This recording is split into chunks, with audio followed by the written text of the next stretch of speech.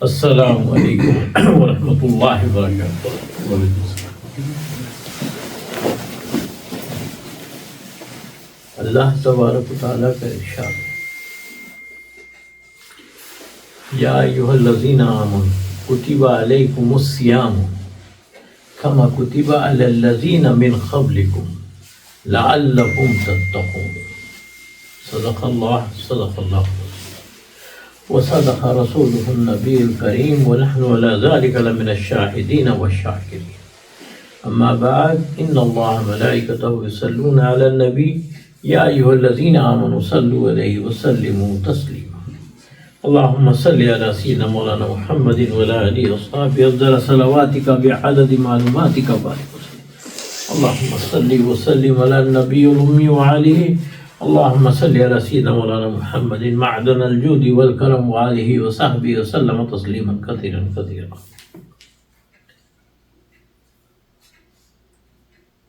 سیدھا سا بیان ہے، اللہ تبارک و تعالیٰ نے سیدھا سا ترجمہ ہے۔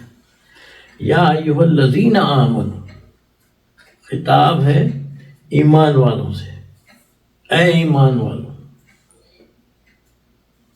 یا ایھا الذین آمنوا کتب علیکم الصیام، تم پر روزے فرض کر دیے گئے، لکھ دیے گئے، اب فرض ہے۔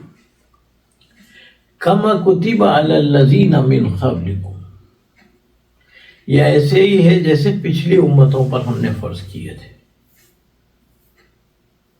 پچھلی امتوں پہ یعنی تسلی دی جا رہی ہے، یہ نہ سمجھنا کہ آپ کے اوپر ہی ہے یہ سب، نہیں، پچھلے لوگوں پر بھی تھا، وہ لوگ بھی تھے، پچھلے امتوں میں بھی روزہ فرض تھا۔ کما کتب علی الذین من قبلکم، تو وجہ کیا تھی اس سارے پروسیس کا؟ وضو، یہ روزہ رہنے کا حاصل کیا ہے؟ لعلکم تتقون، تاکہ تم تقوی حاصل کر سکو، تاکہ تم تقوی حاصل کرو۔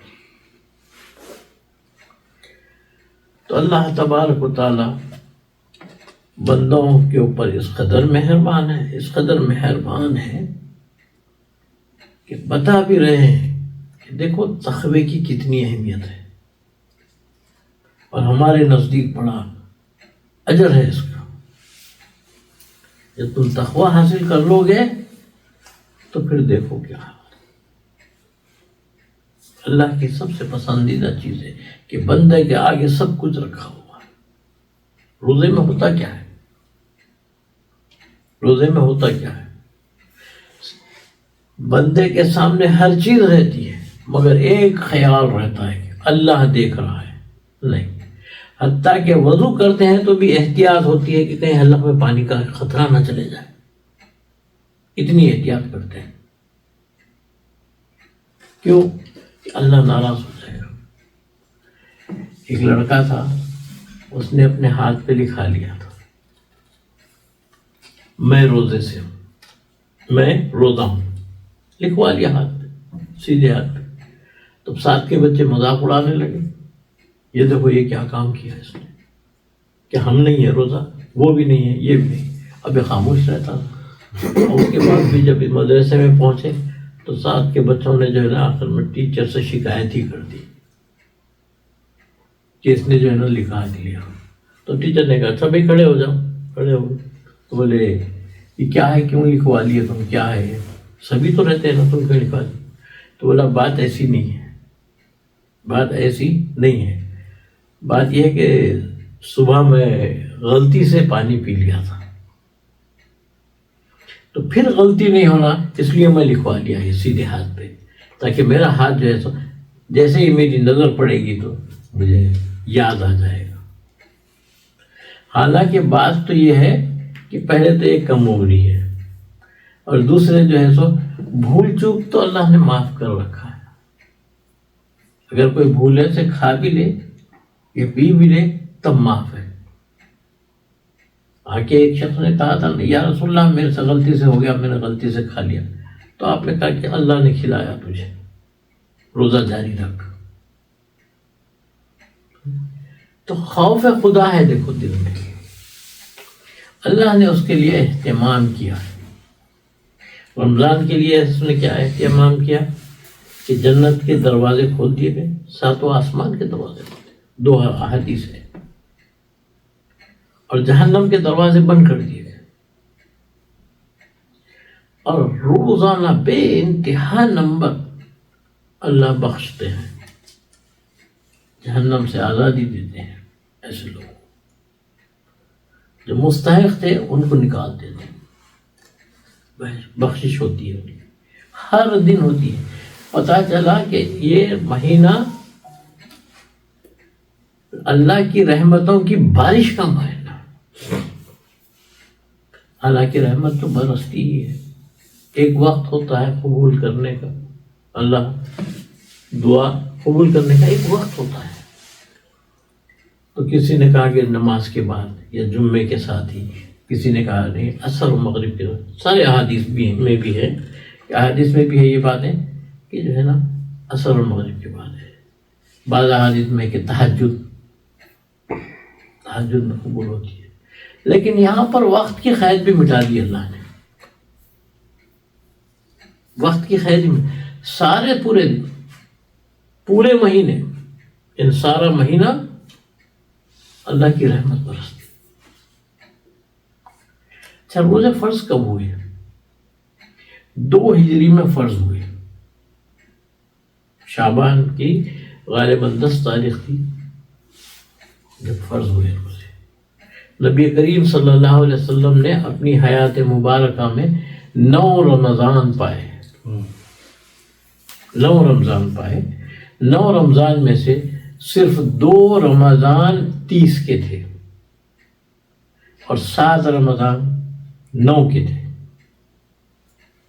تو 7 رمضان 29 کے تھے، 2 30 کے تھے، تو پتہ چلا کہ اکثریت جو ہے 29 ہی کی ہوتی ہے، اکثریت 29 کی ہوتی ہے، لیکن اللہ کا کرم دیکھیے، 29 بھی ہے مگر آپ کو اجر جو دے رہے ہیں وہ 30 کا دے رہے ہیں، اجر جو دیا جا رہا ہے 30 کا دیا جا رہا ہے۔ تو یہ روزے کی ابتدا کہاں سے ہوئی؟ روزے کی ابتدا کہاں؟ اسماعیل حقی بہت بڑی ہستی گزرے ہیں، وہ لکھتے ہیں کہ تیمور دسالس، تیمور نام کا ایک شخص تھا جو حضرت آدم علیہ السلام کی اولاد میں سے تھا، وہ تھا 3 نمبر کا بادشاہ، اس کے زمانے میں قحط پڑ گیا، آزو بازو کی بستیوں میں قحط پڑ گیا، تو اس نے بلا کر سب لوگوں کو کہا کہ دیکھو یہ بھی ہمارے اپنے بھائی ہیں، یہاں پر قحط پڑ گیا ہے، تو ایک کام کرو تم لوگ، ایک وقت کا کھانا کم کھاؤ، اور جو بچا لیتے ہو، جو نہیں کھاتے ہو، وہ سب جمع کر کے وہاں پر دے دو جہاں قحط ہے، قحط زدہ علاقوں میں دے دو۔ اور اللہ تبارک و تعالیٰ کو اس کی یہ بات خوب پسند آئی، اللہ نے اسے خوب پسند۔ تو تقویٰ حاصل کرنا ہے، اس کا مقصد یہ ہے، ہمارے سامنے ہر چیز رکھی رہتی، اللہ دیکھ رہا ہے، اللہ دیکھ رہا ہے، نہیں کرتے، ہم نہیں کرتے، تو پھر کیا ہے؟ تو تقویٰ کیسا حاصل کریں؟ تو اللہ تبارک و تعالیٰ نے اس کے لیے 3 باتوں کا اہتمام کیا ہے۔ ایک یہ کہ جیسا کہ میں نے بتایا کہ جنت کے دروازے کھول دیے جاتے ہیں، جہنم کے بند کر دیا ہے۔ جو تیسرا معاملہ ہے وہ ہے ابلیس کو، شیاطین اور ہم نوا وہ پارٹی کو پوری جو ہے نا زنجیروں میں جکڑ دیا جاتا ہے، زنجیروں میں شیاطین کو جکڑ دیا جاتا ہے۔ یہ اہتمام کس لیے ہے؟ یہ اہتمام کس لیے ہو رہا ہے؟ یہ اس لیے ہو رہا ہے کہ دیکھیں انسان کے دو دشمن ہیں، ایک ابلیس ہے اور دوسرا خود اس کا نفس، خود اس کا نفس ہے۔ ایک سوال پیدا ہوتا ہے کہ ابلیس تو ابلیس ہی ہے، ہم کوئی بات ہمارے کو ناگوار گزرتی ہے تو ہم کیا کہتے ہیں؟ ارے صاحب ابلیس نے بھٹکا دیا، شیطان تھا، شیطان کی وجہ سے ہم فوری کہہ دیتے ابلیس ہے، ابلیس ابلیس۔ لیکن سوال یہ ہے کہ اس کو کس نے بھٹکایا؟ اس کو کس نے بھٹکایا؟ اس نے جو کہا تھا نا کہ انا خیر منہ، میں بہتر ہوں، یہ کس نے کہا تھا؟ اس کو کس نے بھٹکایا؟ تو پتہ چلا کہ اس کو اس کے نفس نے کہا۔ تو اللہ نے ہمارے لیے کیا اہتمام کیا کہ ابلیس کو، شیاطین کو خیر کر دیا۔ اب بچ گیا کیا؟ اب بچ گیا کیا؟ نفس بچ گیا۔ اور نفس کیا چیز ہے؟ وہ نفس یہی ہے کہ انا، میں، یہ جو میں ہوں یہ نفس ہے، یہ میں ہوں یہ نفس ہے۔ ایک مولانا صاحب تھے، وہ تفسیر پڑھ لیے، پھر اس کے بعد انہوں نے اپنی زندگی کا ایک اصول بنا لیا تھا، کوئی بات بھی رہنے دو، اس میں میں کا لفظ استعمال نہیں کرتے تھے، میں کا لفظ استعمال نہیں کرتے۔ لوگوں میں مشہور ہو گئی بات، مستی کے یہ مولانا نہیں کرتے، تو بولے ہم تو جو ہے نا اس کو کرا کے رہیں گے، کیسا نہیں بولتا۔ تو ایک صاحب آ کے جو ہے تو پوچھنے لگے مسجد میں ہی کہ حضرت ایک سوال ہے۔ تو بولے پوچھو کیا سوال ہے؟ تو بولے یہ ابلیس کو کس نے بھٹکایا تھا؟ حضور حکمی کرنے میں کس نے کہا؟ تو لا محالہ یہ کہیں گی کہ میں نے۔ تو وہ بھی ذرا تھوڑا سا سیانے تھے، سمجھ گئے اس چیز کو، تو انہوں نے کہا کہ اچھا ایسا کرو، اب نماز کا وقت ہو گیا، نماز کا وقت ہو گیا ہے، نماز کے بعد پوچھ جواب دیتا ہوں میں آپ کو۔ اچھی بات ہے، اب لوگ خوش ہیں کہ اب تو بولیں گے۔ نماز ہو گئی، نماز کے بعد جو ہے سو آپ ہی جو ہے نا مصلی پہ بیٹھے بیٹھے ہوئے، وہ نماز سے پہلے کسی نے سوال کیا تھا کہ ابلیس کو وہ کون سا آپ ہے؟ کھڑے ہو جائیں، جی میں ہوں۔ تو بولے اسی نے، یہ آپ نے جو کہا نا میں نے، بس اسی نے، اس میں نے کہا۔ تو اللہ نے محترم بات اتنی سی ہے کہ ہم کو چاہیے کہ اپنے نفس کو قابو میں کریں۔ اللہ نے سارا انتظام کر دیا ہے، باقی ہمارے ہاتھ میں۔ اور نفس کا معاملہ ہے اب دل سے ہوتا ہے، دل کی باتوں کو نہیں مانو، اللہ کی باتوں کو مانو۔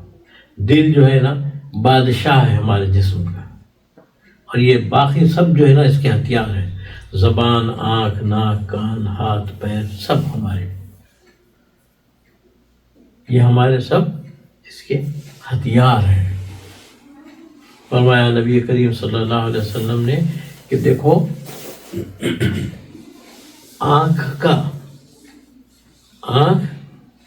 بڑی چیز ہے، آنکھ سے گناہ بھی ہوتے ہیں، غیر کی طرف دیکھتے ہوں تو گناہ ہوتا ہے، لذت کی طرف دل للچاتا ہے، شہوت کی طرف دل للچاتا ہے۔ تو اس کے لیے یہ ہے کہ اگر کوئی اس شادی کا متحمل ہو سکتا ہے تو اسے چاہیے کہ فوری شادی کر لے، اسے فوری شادی کر لینا چاہیے تاکہ بچ جائے ان چیزوں سے۔ اور اگر وہ نہیں ہے اس چیز کا متحمل تو اسے چاہیے کہ روزہ رکھے، تو روزہ رکھے گا تو یقینی بات ہے اس کی آنکھیں، نظریں نیچی رہیں گی اور وہ برے اعمال سے بچ جائے گا۔